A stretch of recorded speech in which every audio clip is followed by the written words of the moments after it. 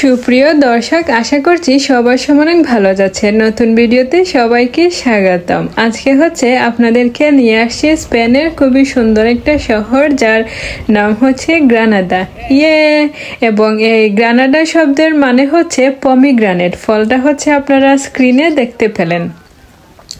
আমি যাত্রা শুরু করি খুব সকালে এবং আমি বাসে করে যাই। মালাগা থেকে গ্রানাডা বাসে করে যাই। 2.5 থেকে 3 ঘন্টা লেগেছিল বাসে করে। তবে যাওয়ার পর যেটা মনে হলো, আশাটা সার্থক। গ্রানাদার প্রধান আকর্ষণ আলহামরা বা আলামরা। যেহেতু স্প্যানিশ ভাষায় আপনার এইচ উচ্চারণ করা হয় না, তাই আলামরাই বললাম। একটু স্প্যানিশ ভাব নেওয়ার চেষ্টা আর কি। তো যাই হোক, আলহামরা মুসলমান শাসকদের দেয়া সেরা উপহার স্পেনকে, বিশেষ করে গ্রানাদাকে। এখানে আপনার প্রচুর ভিড় থাকে। আমরা একটা গ্রুপের সাথে গিয়েছিলাম এবং আমাদের গ্রুপ যাওয়ার আগে আরো অনেকগুলা গ্রুপ এখানে এসেছিল এবং আমরা আসার পর আসবে। তার মানে কি, এখানে মানুষজন ভিড় লেগেই থাকে। তবে আমার আপনাদেরকে টিপস, আপনারা যদি কখনো যান গ্রুপের সাথে যাবেন। কারণ কি, আপনার একটা গ্রুপ লিডার বা একজন দেওয়া হবে, ট্যুর গাইডও বলতে পারেন। উনি আপনাকে এই আলামরার হিস্ট্রি, তারপর কোন জায়গায় ছবি তুললে ভালো আসবে, তারপর যে কোনগুলার ইতিহাস কি, সবগুলা উনি যে আপনাকে শোনাবেন আর কি। যেমনটা আপনাকে শুরুর দিকে বলছিলাম, আলহামরা মুসলিম শাসকদের দেয়া উপহার স্পেনকে। নাসরিদ রাজবংশের প্রতিষ্ঠাতা আল আহমার 1238 সালে আপনার এই আলহামরার ভিত্তি স্থাপন করেন এবং সে শাসকদের বলা একটা বংশ বলা হয়, যার নাম নাসরিদ রাজবংশ। এই যে স্ক্রিনে দেখতে পাচ্ছেন আমাদের ট্যুর গাইড, উনি খুবই সুন্দর করে আমাদেরকে শোনাচ্ছিলেন আর কি ইতিহাস, যে এইখানে ওদের বসত বাড়ি ছিল, তারপর এখানে ওনারা পশুপালন করতেন, তারপর ফ্যামিলি নিয়ে থাকতেন, সবগুলো।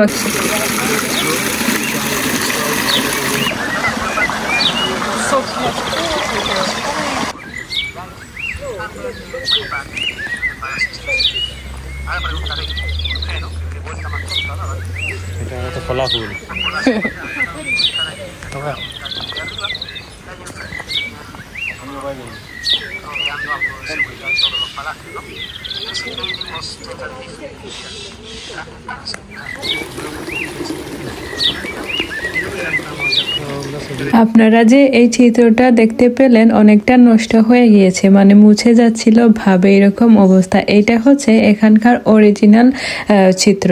কারণ কি আমি বলি, আলহামরাতে অনেক ঘটনা ঘটেছে, যার কারণে রেনোভেশন। শুধু ঘটনার জন্য না, অনেক সময় হয়তো সংরক্ষণ বা কিসের পারপাসে রেনোভেশন কাজ করা হয়েছে, কিন্তু এই চিত্রটা ছিল আপনার অরিজিনাল।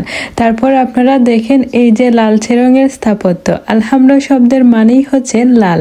এখন আপনারা বুঝতে পারতেছেন এই লাল রঙের মানে কি। এই লালচে রঙের স্থাপত্যগুলোর জন্যই আলহামরার নামকরণ করা হয়, বা হয়তো নামকরণে কোনো একটা প্রভাব ছিল।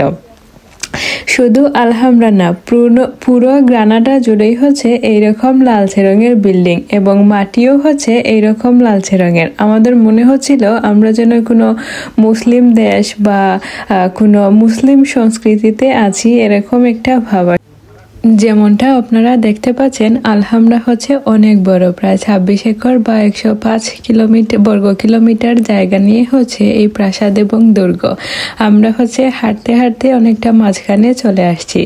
যারা ঘুরতে যাবেন তাদের জন্য আমার টিপস এখানে গেলে আপনার প্রচুর হাঁটতে হবে। তো চেষ্টা করবেন ওয়েদার, আপনার আবহাওয়া যেন একটু মাইল্ড বা সহনীয় পর্যায়ে থাকে। 40 ডিগ্রি বা 42 ডিগ্রি তাপমাত্রায় আপনি এমনভাবে হাঁটতে পারবেন না। তারপর যে আমাদেরকে বড় কোনো ব্যাগ ক্যারি করতে দেওয়া হয়নি। আপনি যখন আলহামরা টিকিট কাটবেন তখন আপনাকে ব্যাগের সাইজ দেওয়া হবে। সে অনুযায়ী আপনি একটু পানি এবং শুকনো খাবার যেমন খেজুর বা বাদাম রাখতে পারেন। আমরা খেজুর নিয়েছিলাম সাথে, কারণ বাদাম খেলে অনেক সময় সমস্যা হতে পারে। তো যাই হোক, আপনাদেরকে বলছিলাম যে আমাদের ট্যুর গাইড হচ্ছে আমাদেরকে বিবরণ দিচ্ছিলেন বা ইতিহাস বলছিলেন আর কি, এই যে এইটার মাধ্যমে এই ডিভাইসটা হচ্ছে আমাদেরকে দেওয়া হয় এবং উনি হচ্ছে কথা বলতে থাকে, আমরা হচ্ছে শুনতে পারি আর কি। তো এই জায়গাতে যাওয়ার আগে আমাদের হালকা চেকিং হয়, এবং চেকিং হয় বলতে কি বলি, আমাদের যে টিকিট ছিল আলহামরাতে ঢোকার জন্য টিকিট এবং আমাদের পাসপোর্ট দেখা হয়েছিল আর কি। তারপর আমাদেরকে নির্দেশ দেওয়া হয়েছিল যে আপনারা ফ্ল্যাশ লাইট অন করে হচ্ছে ছবি তুলবেন না। এটা হচ্ছে বিচারালয় বা এখানে হচ্ছে প্রশাসনিক কার্যকলাপ সম্পন্ন করা হতো। এবং এই জায়গাটাতে দেখেন ইসলামিক ক্যালিগ্রাফি এগুলো হচ্ছে নজর কাড়া।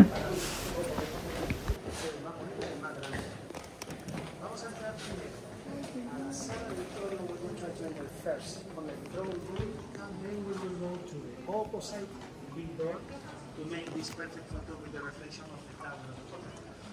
Vamos a primero aquí a la sala de trono, que es lo importante, y luego pasaremos al...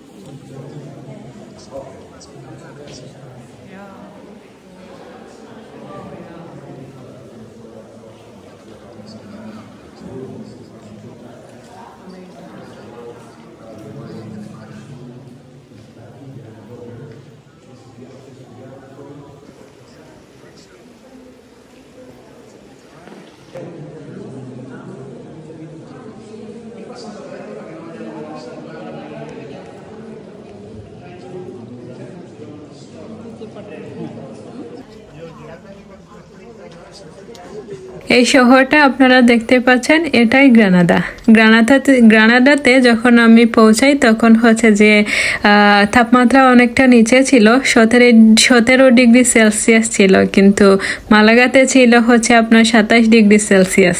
সেজন্য অনেকটা ঠান্ডা অনুভূত হয়েছিল। কিন্তু আমাদের ট্যুর গাইড আমাদেরকে বলেন যদি এখন আমাদের তাপমাত্রা 30 বা 40 ডিগ্রি হতো তাহলে অনেক গরম লাগতো। আসলে আলহামরার ভেতরে ঢোকার পর আমাদের ঠান্ডা অনুভূত হয় নাই।